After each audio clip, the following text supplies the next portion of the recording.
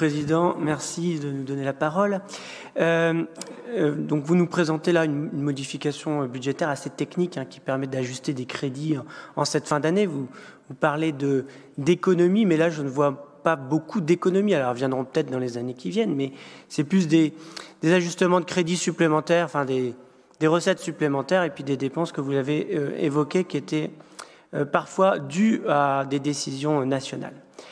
En fonctionnement, donc, nous ne pouvons que saluer les hausses de rémunération de nos agents qui rendent chaque jour pour nos habitants un service public de qualité. Nous les saluons ici. Et nous saluons aussi l'aide de 4 millions d'euros pour le SDIS, qu'on a évoqué tout à l'heure, face aux terribles incendies qui ont frappé le cœur du Finistère, même si ce type de dépenses, dû à des événements heureusement exceptionnels, enfin qu'on espère exceptionnels, dans les années qui viennent, devrait être pris en charge par l'État, puisque on voit que ça pèse lourdement sur les finances du SDIS et donc de notre département. Sur un autre point, on note aussi que malgré vos annonces en matière de recrutement de titulaires, il semble aussi plus difficile de recruter des agents, notamment pour le CDEF, et vous devez abonder des crédits pour les intérimaires à hauteur de 1,6 million d'euros. Comme quoi, recruter, ça ne se décrète pas non plus. En investissement, on peut noter une diminution du budget de 10 millions, passant de 128 millions d'euros à 118 millions d'euros, ce qui prouve que malgré des annonces aussi, on va plus investir que nos prédécesseurs, que dans les mandats précédents. La réalisation des projets, ça ne se décrète pas non plus.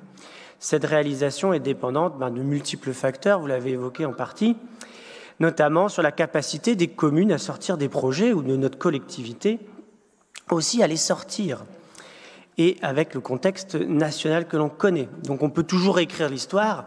Si on oublie le contexte dans lequel on analyse les données, bien entendu, c'est un gros biais. Cette baisse des crédits d'investissement en DM2 augure in fine une baisse réelle des investissements 2022 encore plus importante que nous constaterons probablement au compte administratif prochain.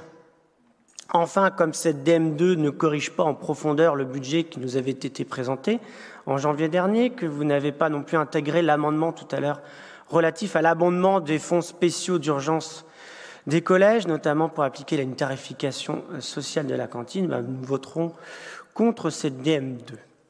On verra bien.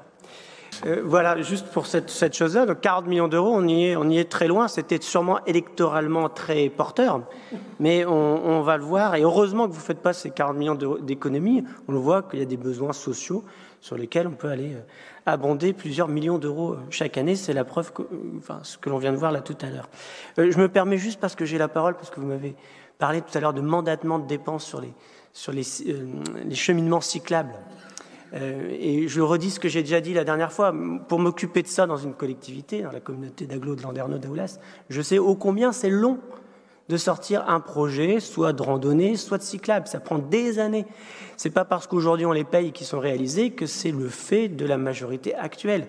C'est des travaux qui ont été depuis longtemps engagés, et tant mieux s'ils sont payés et faits. Ça prouve que dans les collectivités, on a de la volonté de développer ces types de travaux.